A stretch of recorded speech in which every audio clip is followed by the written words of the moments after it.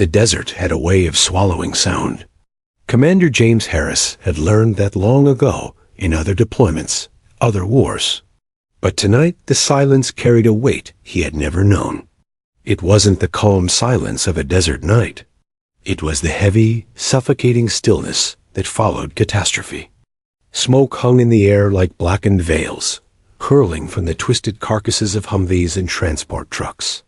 The convoy that had once seemed untouchable, backed by years of training, strategy, and American firepower, now lay shattered in the sand like a child's broken toy. Harris crouched low behind what remained of an armored vehicle, his pulse steady but heavy, every sense screaming. His ears still rang from the first blast, the improvised explosive device that had torn through the lead vehicle and set off the chain reaction. It was precise, almost too precise. Whoever had orchestrated the ambush knew their routes, their timing, and their weaknesses. Through the haze, Harris caught glimpses of his men. Some still fired sporadically into the darkness, the staccato crack of rifles echoing in desperate rhythm. Others lay unnervingly still, their silhouettes twisted against the desert floor. A couple of younger SEALs looked to him for direction, but his mind, usually razor-sharp in combat, felt strangely fogged. For the first time in decades of service, James Harris, decorated SEAL commander, felt something he never thought possible: the chilling grip of hopelessness. They were pinned. The enemy had the high ground, the element of surprise, and a web of electronic jammers that cut off their comms. No reinforcements were coming. His men were bleeding out, and the desert so wide, so unforgiving, offered no mercy. Harris's chest tightened. He had led missions in hostile territories across the globe, faced odds that defied reason, and walked away scarred but victorious. Yet tonight felt different. Tonight, the war whispered a cruel truth even the strongest could break. As he reloaded his rifle, Harris's eyes swept the wreckage. That's when he saw her. At first, he thought his mind was playing tricks. Amid the chaos crouched a woman, her figure partially hidden by the smoldering frame of a truck. She wasn't dressed in combat gear. Instead, her clothes were coated in dust and torn at the seams. Her hair, dark and tangled, clung to her face. She pressed a trembling hand against the metal, her breath sharp and uneven, eyes wide with fear. Recognition struck him like another explosion. Clara Mitchell. He had met her briefly before the mission, just hours earlier, when she introduced herself at the staging area. She was an aid worker, part of a civilian relief convoy bringing medical supplies to a nearby village. She had smiled nervously when, shaking his hand, apologizing for getting in the way of the real work. He had brushed it off politely, never expecting to see her again once they departed. But now, impossibly, she was here, trapped in the middle of a battlefield she had never prepared for. Their eyes met across the smoke-filled ruin. Clara's face was streaked with dirt, her lips trembling. Yet in her gaze, Harris saw something that unsettled him more than fear. Beneath the terror, there was a strange steadiness, a refusal to collapse. She looked at him not as a commander or a soldier, but as another human fighting to survive. For a fleeting moment, Harris wanted to shout at her, to order her to stay. Down, to pray that she would remain hidden. Civilians weren't supposed to be here. Civilians weren't supposed to bear witness to the brutality he and his men lived with. But Clara didn't lower her gaze. She clung to his eyes like an anchor, as if demanding that he not give up, that he not let despair consume him. The commander clenched his jaw. His training told him she was a liability, a civilian liability at that. But his instincts, those sharpened by countless battles, whispered something different.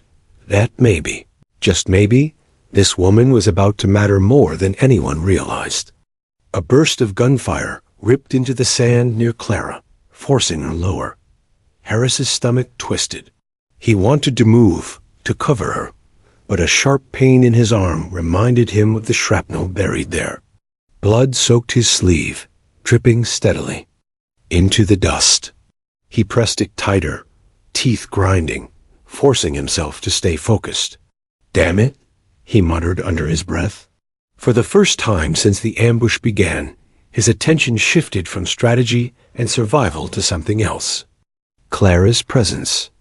She wasn't supposed to be here, and yet here she was, caught in the storm, refusing to look away. Harris's mind raced.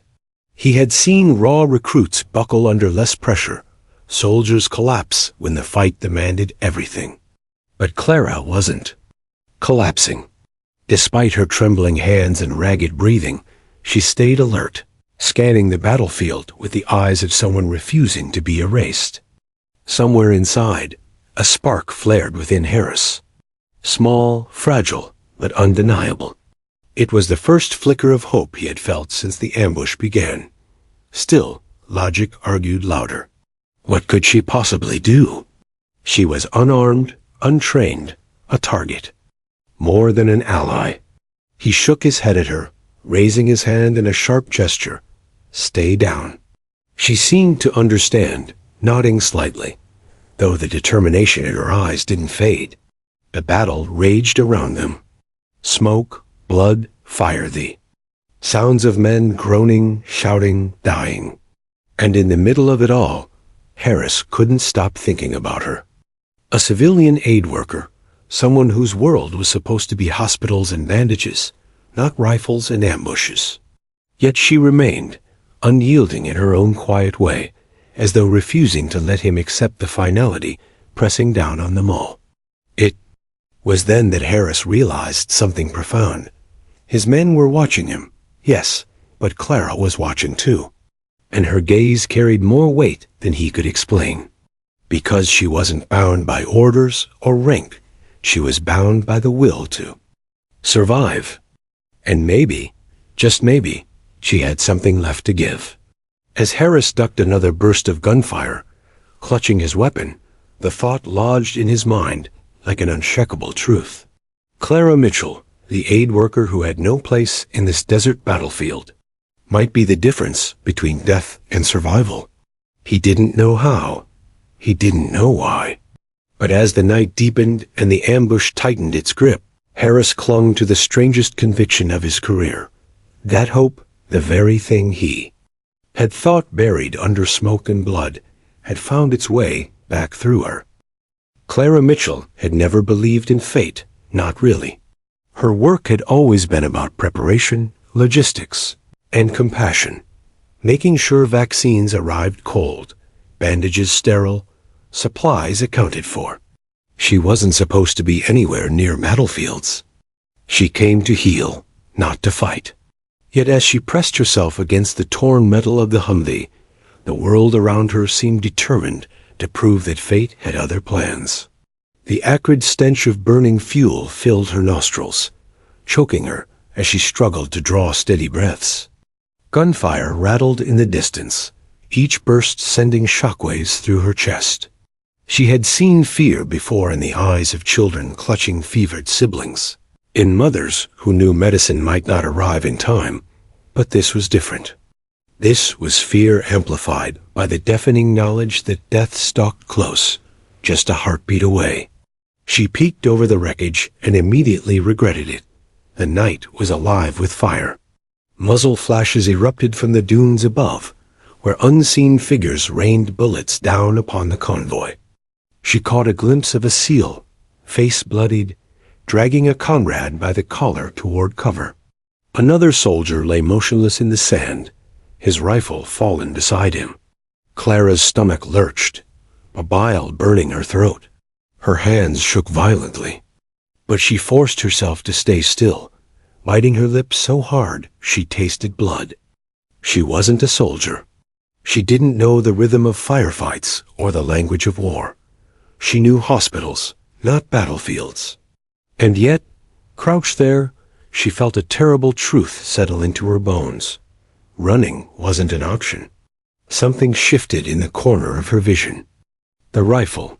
It lay barely 10 feet away, its dark frame half buried in the sand where its owner had fallen. Clara stared at it, heart pounding louder with every second. The thought came unbidden. If she crawled quickly, she could reach it. Her mind rebelled. You don't know how to use that. You'll just get yourself killed. Stay hidden. Wait it out.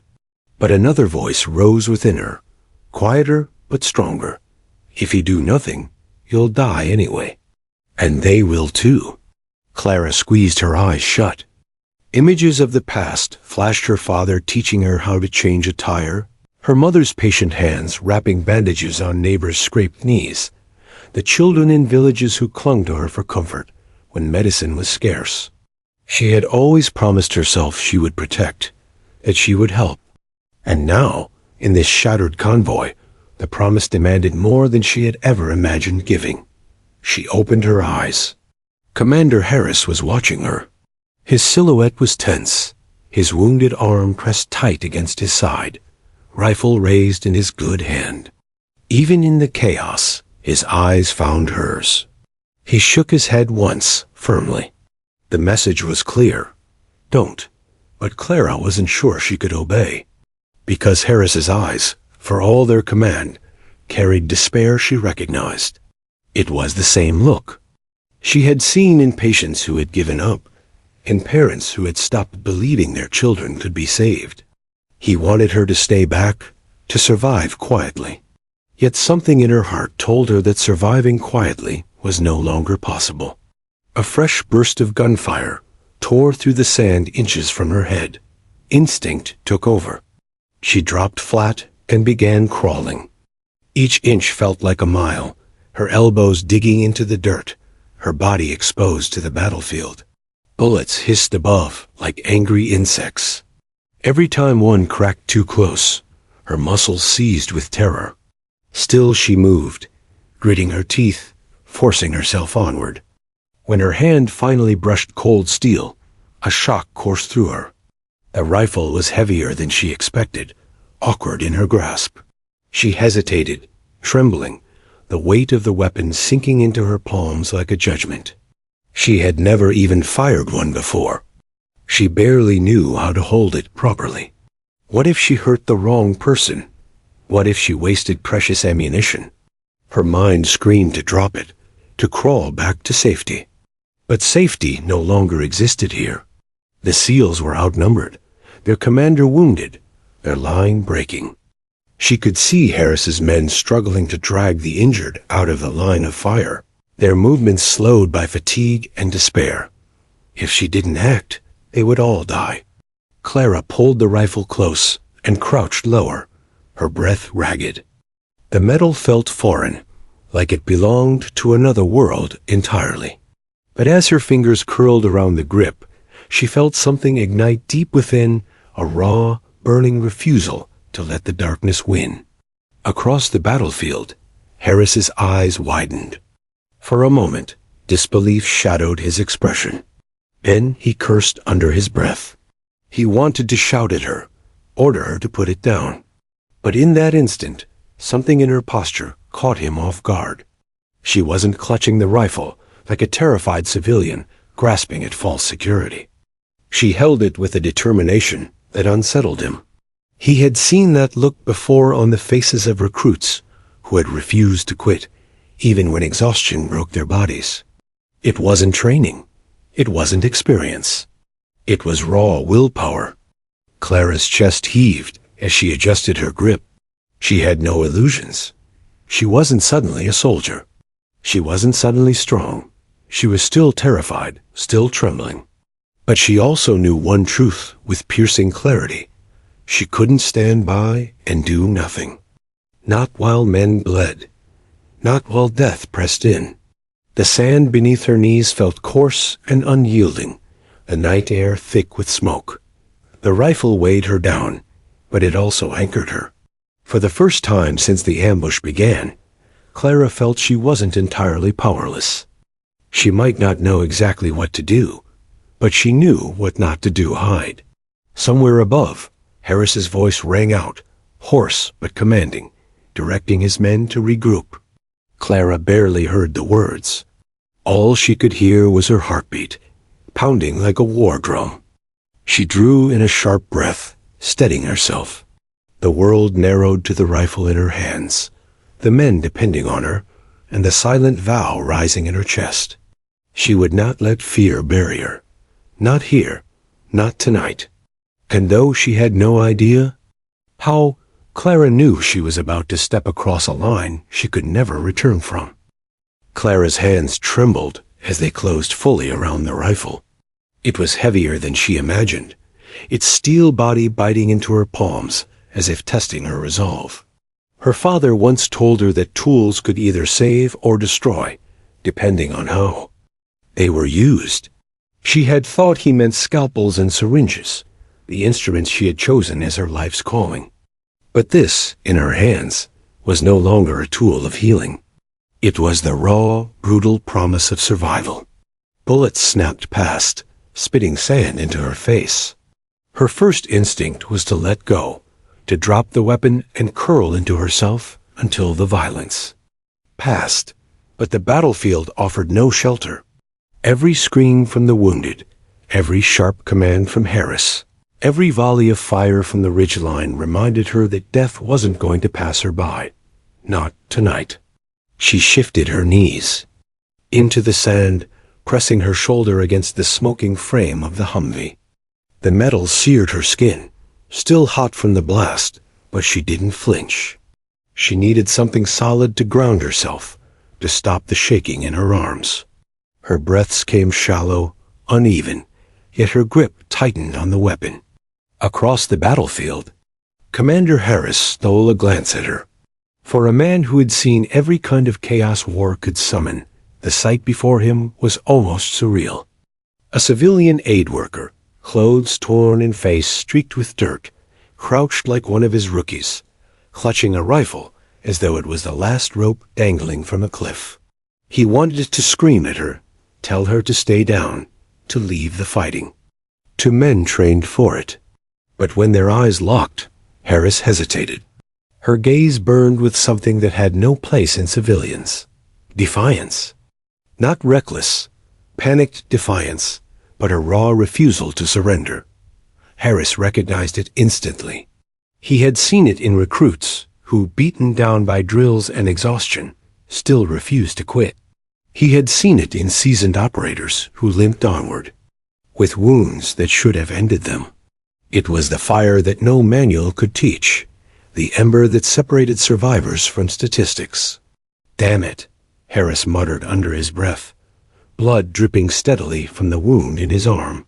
For reasons he couldn't explain, he didn't wave her back again. Clara's mind was a whirlwind. She had no training. She didn't know how to aim, how to steady her breathing, how to anticipate recoil. All she knew was that the SEALs around her were struggling to hold back the tide, and if they failed, she would be next. The rifle was no longer just a weapon. It was a chance. Maybe a slim one, maybe a fool's, but a chance nonetheless. Her fingers fumbled with the magazine, but the click of it locking into place startled her with its finality. She exhaled shakily, the sound half a sob, half a release. This was it. The moment where everything in her life split into before and after. She braced the weapon awkwardly against her shoulder, peering through the iron sights toward the flashes. On the ridge, her heart hammered, threatening to drown her in panic. But then she remembered the faces of the soldiers she had seen bleeding out, dragging their comrades, refusing to quit even as the odds crushed them. They weren't giving up. How could she? Clara closed one eye, gripped the rifle tighter, and pulled the trigger. The sound exploded around her, louder than she had imagined, the recoil slamming her back into the Humvee.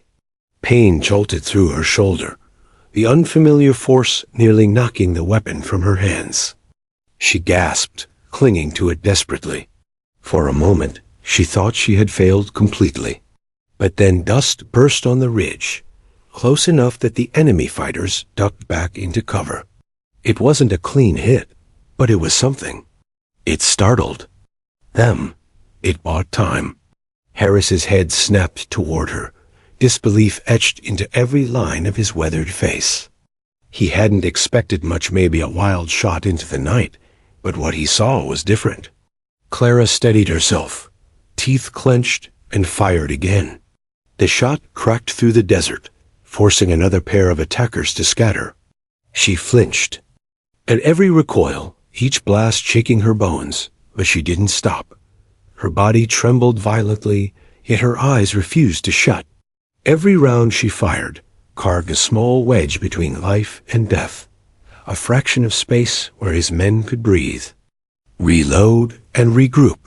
Harris barked orders with a vigor he thought he'd lost. Cover right flank, move the wounded, push forward now. His men, startled by the sudden shift in momentum, responded with fresh energy. It wasn't just Clara's bullets buying them time. It was the sight of someone who had no business fighting standing up anyway, reminding them that surrender wasn't an option. Clara barely registered the change.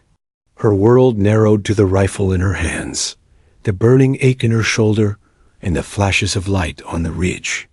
She didn't know if she was hitting anything. She didn't know if she was helping.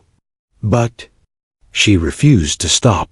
Each shot was a scream against the terror clawing at her chest, a refusal to be erased. Minutes stretched into eternities. The battlefield seemed to bend around her heartbeat, each thump echoing louder than the gunfire. Harris caught glimpses of her between his own bursts of fire. She was clumsy, untrained, reckless, but she was holding. And with every pull of the trigger, he felt something stirring inside him again. Hope. It wasn't polished. It wasn't certain, but it was real. Clara Mitchell, the aid worker who had never held a weapon in her life, had done what seasoned fighters sometimes failed to do. She had turned the tide, not with skill, but with courage. Harris pressed his back harder. Against cover, chest heaving, blood dripping into the sand. He shouted to his men, his voice firm, commanding, alive again. The insurgents faltered, surprised by the unexpected resistance. His team began to move with purpose once more, dragging the injured into safer positions, laying down bursts of suppressive fire, and through it all, Clara kept shooting. When her rifle clicked empty, she froze, panic flooding her. Harris noticed instantly. Reload. He shouted across the chaos, gesturing sharply. She looked down at the weapon in confusion, fumbling. A seal slid across the sand, tossing her another magazine. Her hands shook as she slammed it into place, the satisfying click steadying her nerves again. Harris barked approval before turning. Back to the fight. Deep down, he knew he shouldn't let her continue. She was a civilian. This wasn't her battle. But the truth was undeniable. Without her, they would have been overrun already.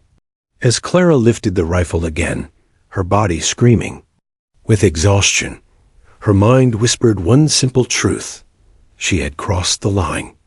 She was no longer just an observer, no longer just a victim waiting for rescue. She had chosen to stand, to fight, to defy the fate that had cornered them all. And in that defiance, Harris saw not weakness, but strength. The kind of strength that gave broken men the will to rise again. The desert night roared with gunfire, but somewhere in its heart, a new rhythm pulsed, the rhythm of survival, born from the hands of a woman who had refused to stay powerless. The desert was alive with noise rifle cracks, shouted commands, the dull thump of grenades, and the sickening cries of the wounded. Yet within that storm, Clara's world had shrunk to the rifle, pressed awkwardly against her shoulder, and the sight of muzzle flashes on the ridge above. Her second shot tore from the barrel, the recoil jolting her again. She winced, her shoulder already tender from the unfamiliar punishment, but she kept her grip. This time, she saw a figure stumble. In the distance, scrambling for cover, her stomach lurched. Had she actually hit someone, or just forced them back? The thought of taking a life twisted inside her chest, but another thought pushed harder. You bought them time. Commander Harris seized the opening instantly.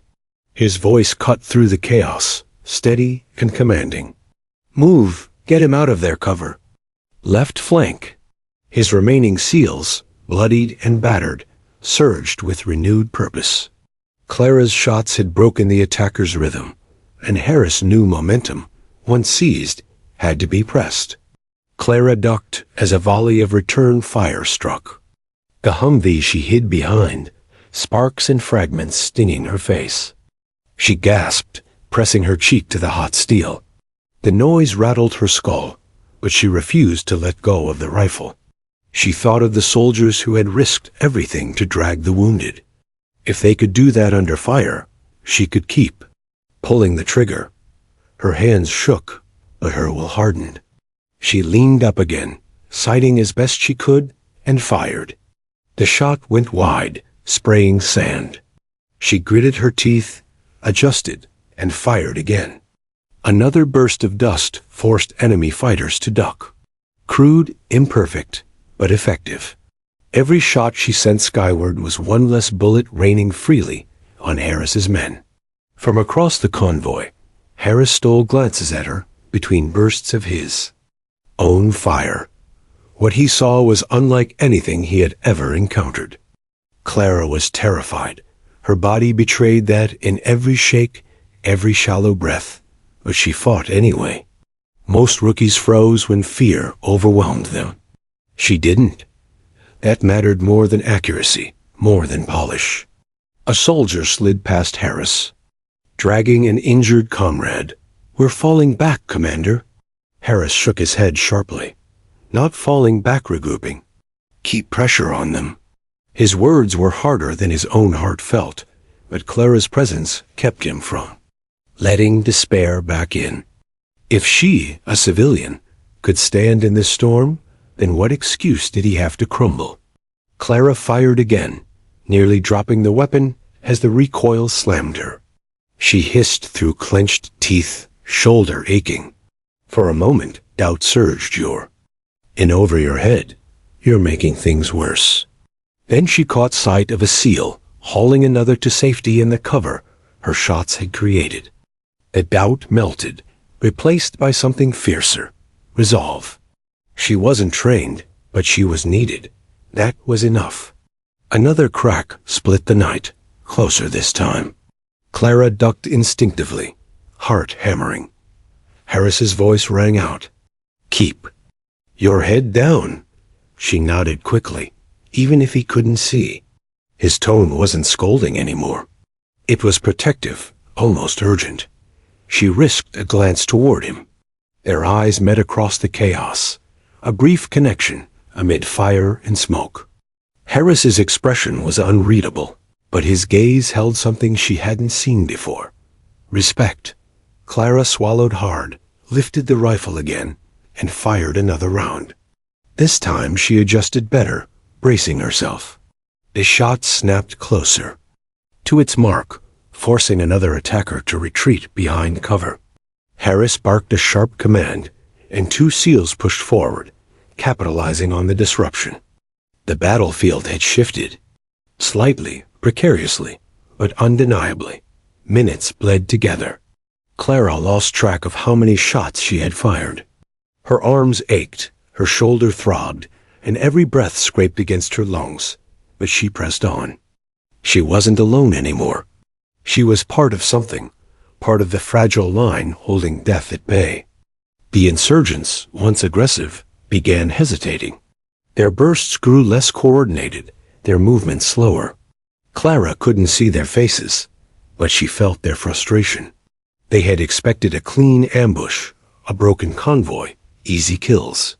Instead, they found resistance fierce, unyielding, defiant. And in the middle of that resistance stood a woman they hadn't planned for. Harris fired another burst, his wounded arm screaming in protest. Pain blurred the edges of his vision, but he fought through it. He wasn't about to show weakness now, not with Clara watching. Somehow, her presence demanded more of him. It wasn't just about orders anymore. It was about proving that they could endure, that surrender wasn't in their blood. A grenade exploded nearby, rocking the ground beneath them. Clara hit the dirt hard, ears ringing. For a moment, the world went white, sound reduced to a distant hum. She blinked rapidly, disoriented, tasting grit on her tongue. The rifle lay inches from her hand. Panic surged. Don't drop it. Don't let go. She clawed for it, clutching it tight again. When her hearing returned in fragments, she realized Harris was shouting, voice hoarse but firm. Stay with it. You're doing good. Her chest tightened at the words. Encouragement. From him. She nodded, though she doubted he saw, and forced herself upright again. Through the smoke, she saw movement. An insurgent darting toward a better position. Clara raised the rifle, breath catching. Time slowed. Her finger pressed the trigger. The shot cracked. The figure stumbled, fell. Clara froze. Her stomach churned violently. Did she just? The seal nearest her shouted triumphantly. Got him. Clara blinked, realization crushing into her.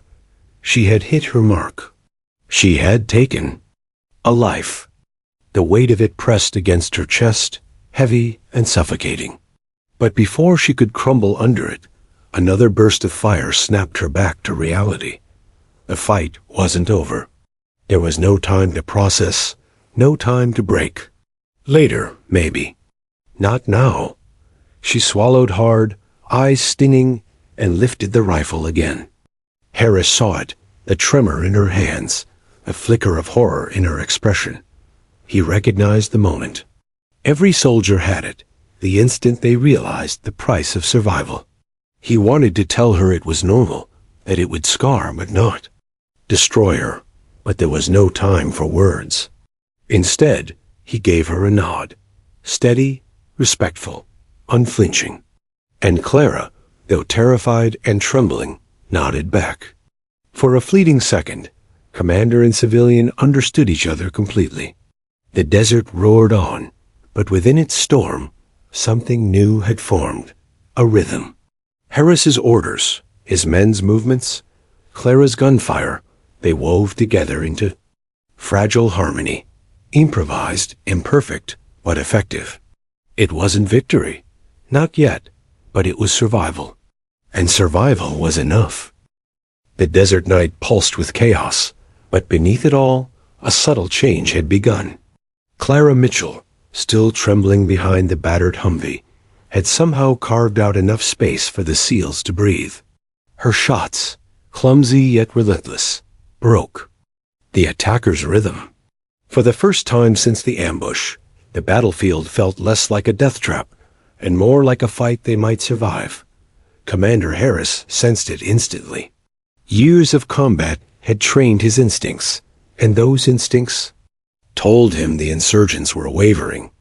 They had launched their ambush with confidence, expecting panic, but Clara's defiance had stolen that certainty. Harris wasn't about to waste the chance. Rally on me, he barked, his voice hoarse but commanding. His men responded immediately, dragging the wounded into tighter formation, rifles snapping in controlled bursts. The convoy's scattered chaos began to pull into focus, soldiers regrouping under his orders. It wasn't clean, and it wasn't easy, but it was survival stitched together by sheer will. Clara ducked low as another volley struck the Humvee, sparks showering her arms. Her heart hammered so violently she thought it might burst, but she forced herself to peek up again. Her hands shook, sweat stinging her eyes, but she steadied the rifle and fired. The shot went wide, but it made the insurgent she'd aimed at dive for cover. Good enough, she whispered, almost to herself. A SEAL slid down beside her, reloading his weapon.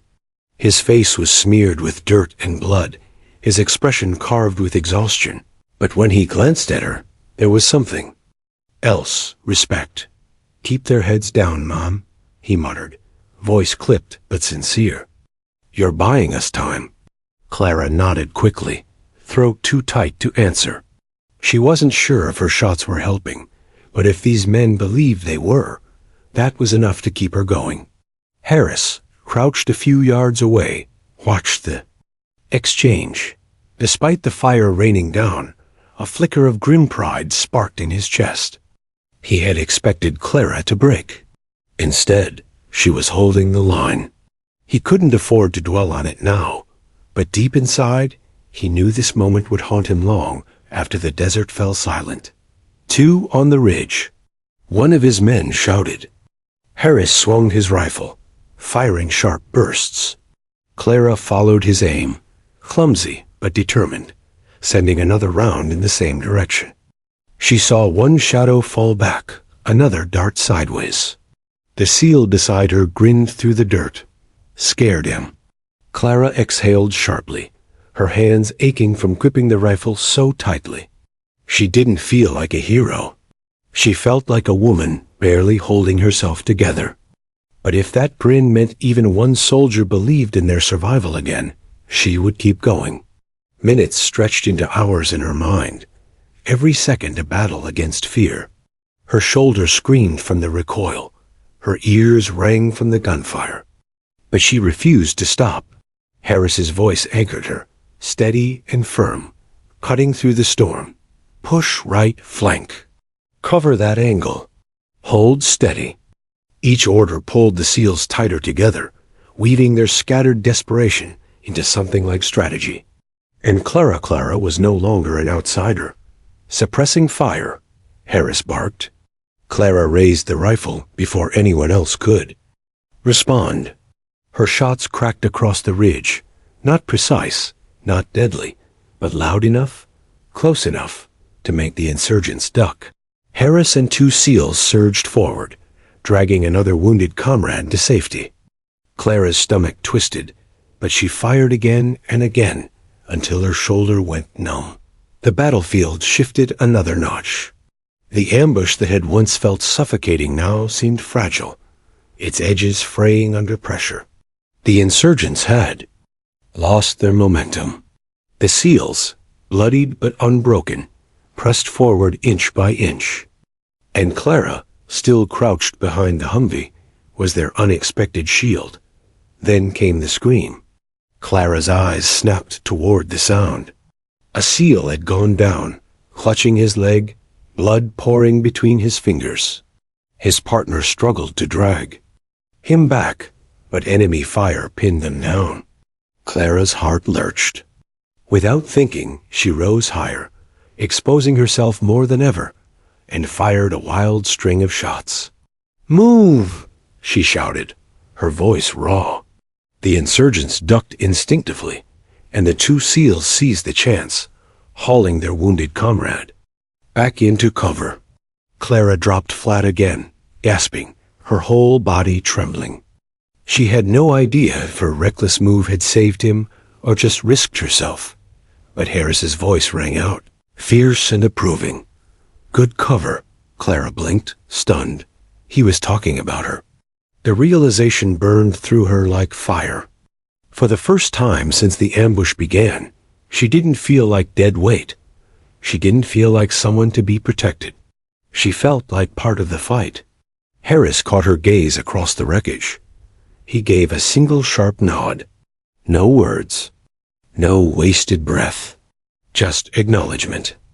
And Clara, despite the fear still clawing at her chest, found herself nodding back. The battle raged on, brutal and unrelenting, but the tide had turned. The insurgents, once confident, were faltering. Their fire grew sporadic, their movements hesitant. The SEALs pressed harder, Harris driving them with every ounce of his battered strength. And Clara shaking, aching, terrified, Clara kept firing. Each shot was a prayer, a defiance, a promise. She thought of the children she had once comforted, the patients she had once saved. She thought of the vow she had always carried too. Protect to help, no matter the cost. And though she had never imagined it would lead here, to this smoking desert battlefield, she realized she was still keeping that vow. Beside her, The SEAL reloaded again, glancing at her with a crooked grin. "Hell of a medic," he muttered. Clara let out a shaky laugh, half hysteria, half relief.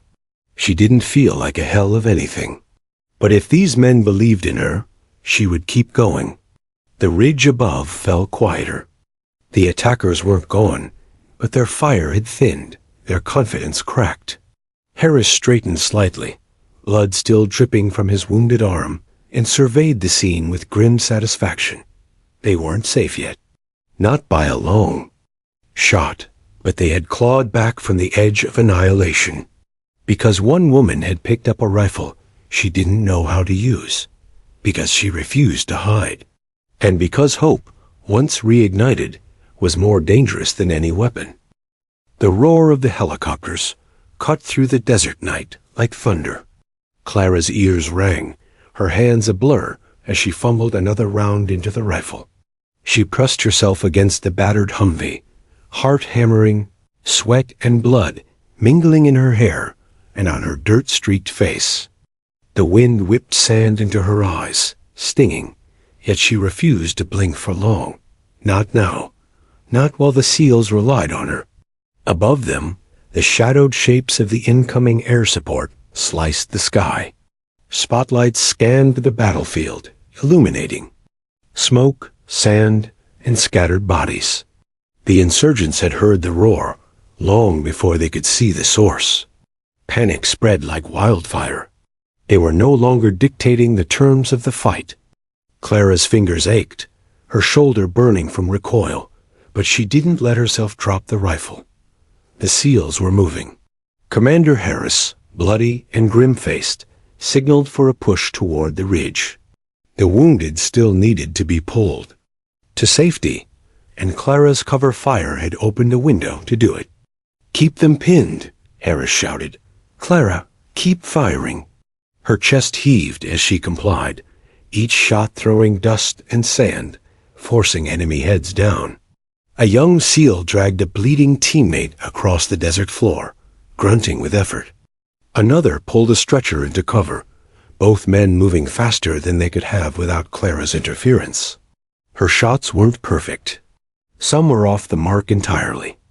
But they were loud, threatening, and for the first time that night, deadly enough to make the insurgents hesitate. Clara's mind screamed for rest.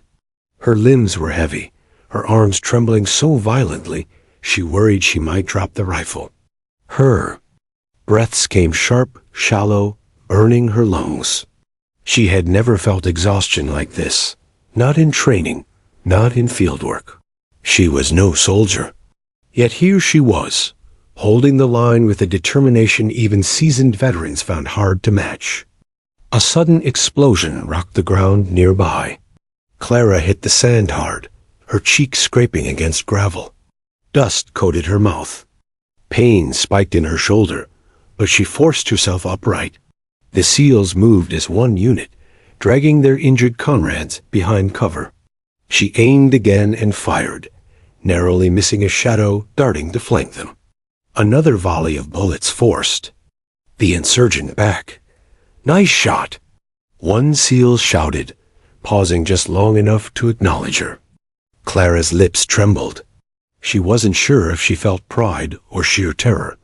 She didn't belong here. She had no business in combat. And yet, the men she had never met before, who were facing death just like her, were relying on her. And they were alive because of her. The helicopters descended closer, rotors whipping the sand into storms around them. The sound was deafening. Clara's ears rang so loud she could barely hear her own breath. Harris pressed himself against a Humvee, watching the incoming medics and evacuation teams. His arm bled freely, yet he didn't flinch, didn't pause. He had seen Clara firing rounds again, her hands shaking, face streaked with blood and dirt. And he understood what had happened. Hope, his last flicker of it, had been resurrected by her courage. "Move! Evacuate the wounded!" He barked. The remaining SEALs acted quickly, dragging bodies into the sand-strewn shadows under the helicopter lights. Clara's cover fire became rhythmic, each shot a punctuation mark in the desperate dance of survival. She was exhausted beyond measure, her body threatening to give way. Her fingers ached so badly, she feared she might lose her grip entirely. Still she fired, over and over, ignoring the fatigue that screamed for her to stop. A young medic appeared from one of the helicopters, shouting over the noise. He gestured toward the wounded. "Get them loaded." Harris ran to meet him, securing the injured. Clara stayed low, firing at shadows on the ridge, forcing the insurgents to remain pinned. The SEALs moved in tighter formation now, organized, deadly, alive. For the first time since the ambush began, the battlefield had shifted. Completely. They were no longer at the mercy of the attackers. Clara's breaths came in sharp, ragged gasps. She was drenched in sweat and dust, every muscle screaming. Her shoulder was on fire, and her arms felt like lead, but she couldn't stop. Not. Yet, every second she held her ground, every round she fired, bought time for the injured to reach safety. Harris caught her gaze across the chaos. He nodded briefly, acknowledging her. Not with words, but with a recognition that transcended rank or training. He had seen her stand in the fire when she had no reason to. She had taken up the rifle, and in doing so, had become a part of something bigger than herself. She returned. The nod weakly, lips trembling, heart hammering. She didn't feel like a hero. She didn't even feel like she belonged in the world she had entered that night. But the SEALs depended on her. They were alive because she had chosen not to surrender to fear. One last push. Harris signaled toward the ridge where the insurgents were making their final stand. "Suppressing fire now?" he shouted. Clara rose slightly, shoulder aching with every motion, and fired again. Her aim was far from perfect, but she kept the attackers' heads down. The SEALs surged forward, dragging the last wounded soldier to cover. Bullets snapped past them, but each step was faster, safer, bolstered by the chaos Clara had created. The insurgents began retreating. The night, once dominated by their calculated ambush, had flipped. Harris felt it in his bones. Survival was no longer a hope, it was happening. Clara's arms burned, her body trembling uncontrollably, but she kept firing until Harris waved her gown. She collapsed to the sand, gasping for air, feeling every ache, every cut, every bruise in her body. Her hand still clutched the rifle, and for a long moment she simply lay there, trembling, alive. Harris approached her, grim-faced, bloodied, exhausted, yet still standing. He crouched beside her. "You saved them," he said quietly, voice rough. Clara shook her head, tears streaking through the dirt. I didn't want them to die," she whispered. Harris studied her, eyes softening slightly. "Sometimes that's all it takes," he said. "Sometimes that's everything." The helicopters circled overhead, blades churning. The desert sand, medics rushing to evacuate the wounded. Clara let herself sink further into the dirt, her body shaking with exhaustion, relief, and disbelief. Around her, soldiers worked tirelessly, their survival no longer in question. She had been part of it. She had changed the outcome. For the first time, she felt it something she hadn't before in her life of healing and aid work. Not pride, not courage in theory, but the raw, visceral reality of having done something that mattered. She had taken a rifle, stood in a battlefield, and bought time for lives to be saved. Harris placed a hand on her shoulder, steadying her. She flinched at the contact, but didn't pull away. "You did more than survive tonight," he said. "You gave hope back to all of us." Clara's lips quivered. She didn't answer, but in that moment, she understood what he meant.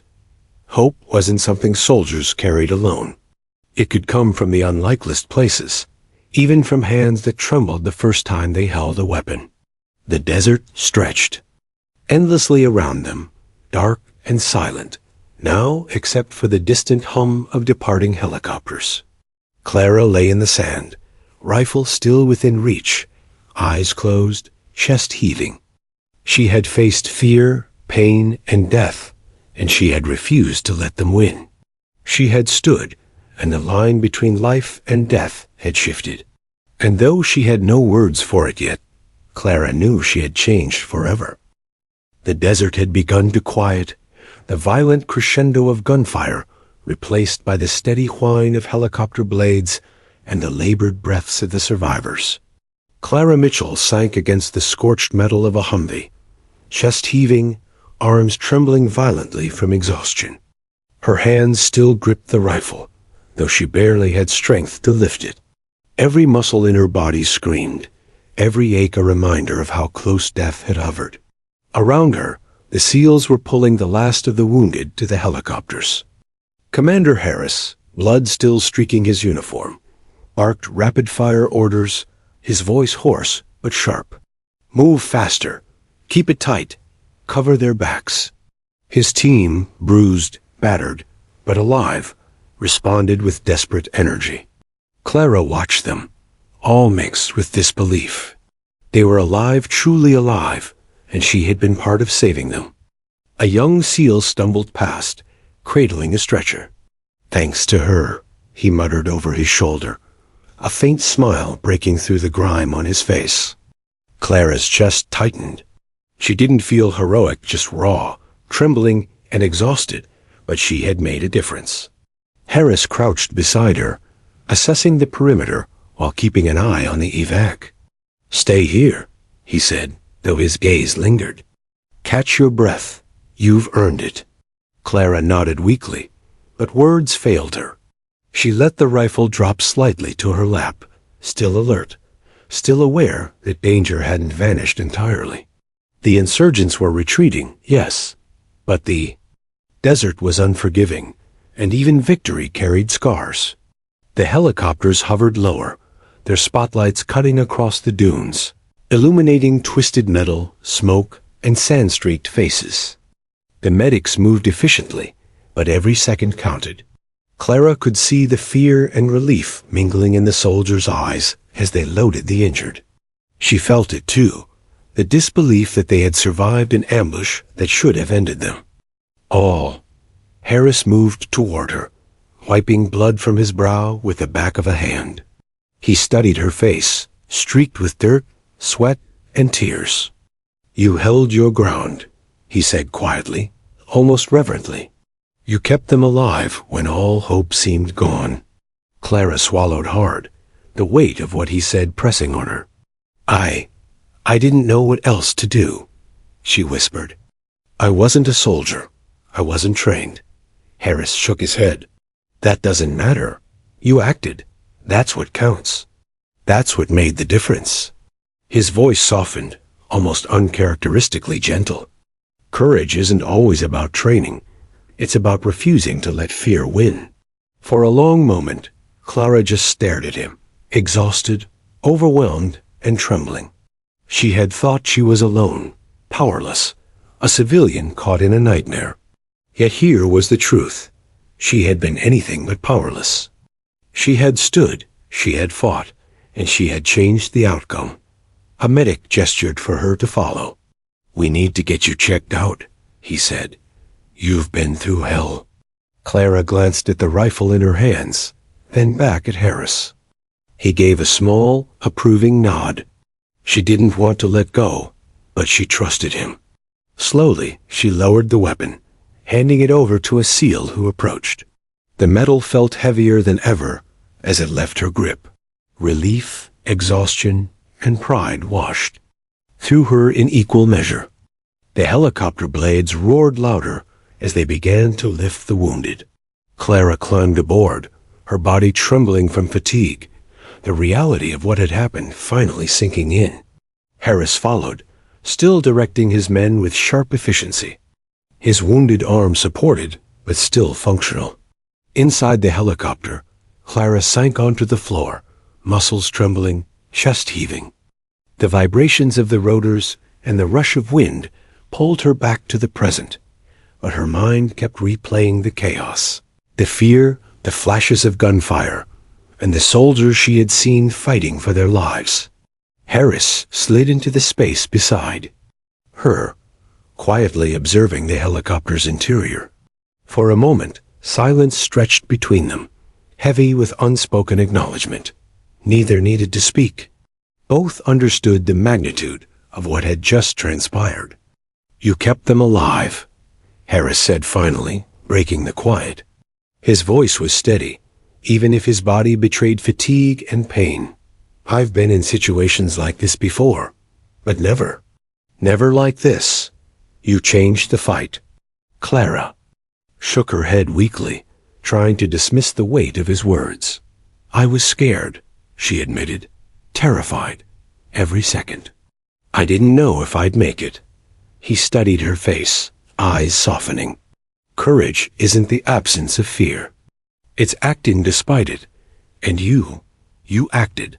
She swallowed hard, the lump in her throat threatening to choke her. I just wanted them to survive," she said softly. Harris nodded. "And they did, because of you." The helicopter rose higher, carrying them away from the ambush site. Below, the desert stretched endlessly, scarred by fire, blood, and sand. Clara stared out the small window, feeling the enormity of it all. Lives had been saved. She had been part of it. Somehow, impossibly, she had survived. Around her, the soldiers began to relax, though fatigue weighed on them heavily. Some whispered quietly, others just exhaled long, shuddering breaths. Clara felt a strange kinship with them, forged not through training or rank, but through survival, fear, and determination. Harris's gaze swept the cabin, finally returning to her. "When we get back, you'll have questions," he said quietly. "Questions about why you did it, what it meant, and how you found the strength. But tonight, you just did what needed to be done." Clara's lips trembled as she nodded. Words failed her, as they had so many times tonight. But she understood. She had done what she could. She had survived. And in doing so, she had saved others. The helicopter roared on, carrying them toward safety, away from the smoldering chaos of the desert.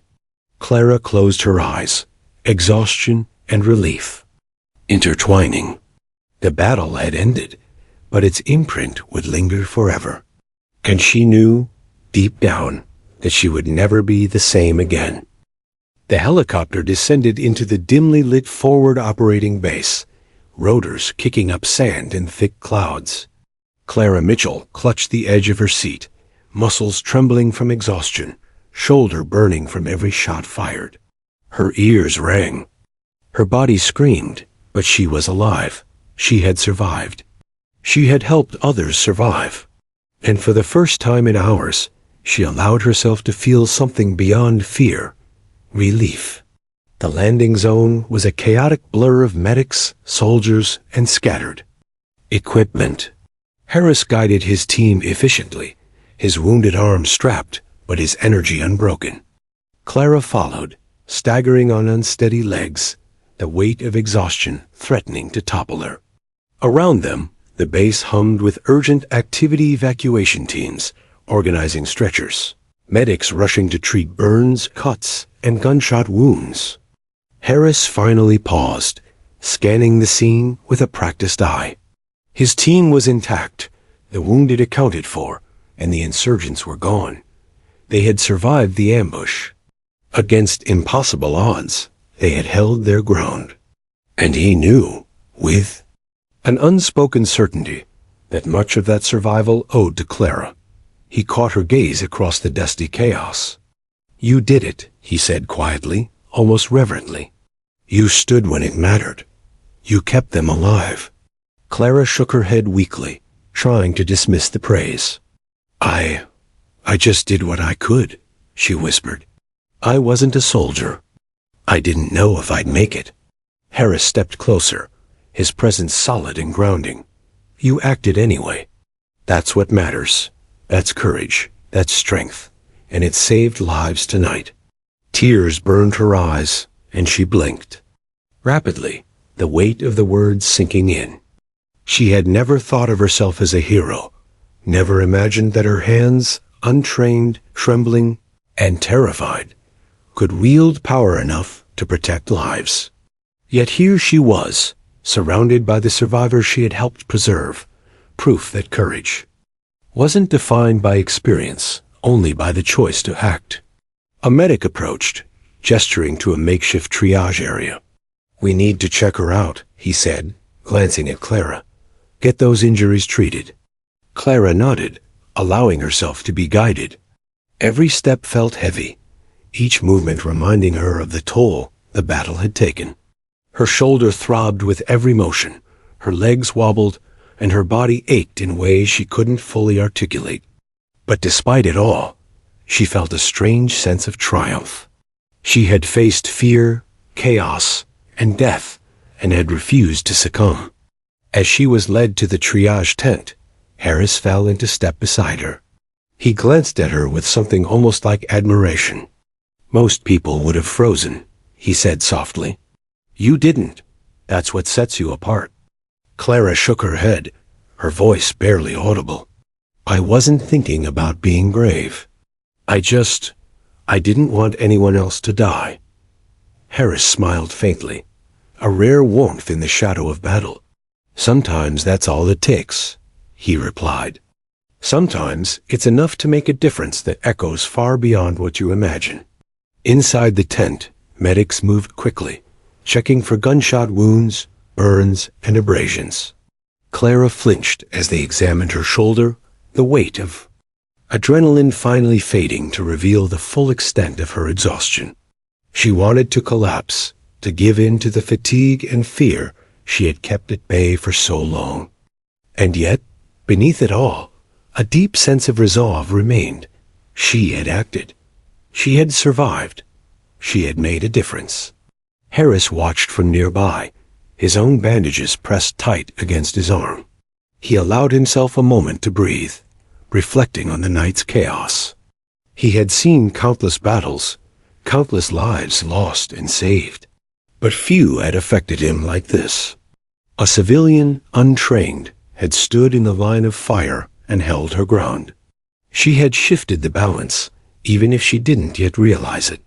The medics finished their work and stepped back. Clara's injuries were minor, mostly superficial burns and bruises, but the psychological weight of the night was far heavier. She sank onto a cot, finally allowing herself to rest, eyes fluttering shut. The rifle she had carried all night lay beside her, a symbol of the unexpected courage she had wielded. Harris crouched near her cot, voice low, almost private amidst the lingering bustle. "You changed tonight," he said. "Not just the fight, not just the lives saved. You changed something in all of us. You reminded us what it means to refuse fear." Clara's lips trembled, and she finally allowed herself to speak. I was scared, terrified even, every second. But I didn't stop." He nodded. "That's courage. That's why you're here. That's why they're here. We survived because of it. Because of you." Outside the tent, the desert. Night stretched silent and vast, the battle over, but its echoes lingering in the sand, smoke, and sweat. The SEALs moved quietly, checking their equipment, tending to the wounded, but a subtle energy lingered among them, a shared sense of gratitude, of survival, of bonds forged in fire. Clara lay back on the cot, exhaustion heavy, but a new awareness pulsing through her. She had entered the night as a civilian, untrained and terrified. She had faced fear, chaos, and death. And she had emerged transformed, not just in skill or courage, but in understanding. She had discovered a reservoir of strength she hadn't known existed, and it had saved lives. Harris placed a hand on her shoulder, firm but gentle. "You've done more than survive," he said. "You've given hope back to all of us. Remember that." Clara nodded, the tears she had held back finally spilling over. She didn't need to speak. The truth was clear. She had stood when it mattered. She had acted when it counted. And in doing so, she had become part of something larger than herself, a testament to the human spirit, to courage, and to the power of choice in the face of fear. The helicopter's hum faded into memory, replaced by the soft murmur of the bass, the gentle care of medics, and the quiet presence of the SEALs around her. Clara closed her eyes, letting the weight of the night settle into something she could almost grasp. Survival, yes, but more importantly, the realization that even in the darkest, most terrifying moments, courage could emerge in the unlikeliest hands. And as she drifted into an exhausted, dreamless sleep, Clara Michul, the civilian who had picked up the rifle in the heart of chaos, had changed forever, not just herself, but everyone whose lives she had touched that night. Because sometimes, courage isn't born from training or experience. Sometimes it is born from a refusal to give up. And sometimes, even the SEAL commander can find hope in the hands of someone he never expected.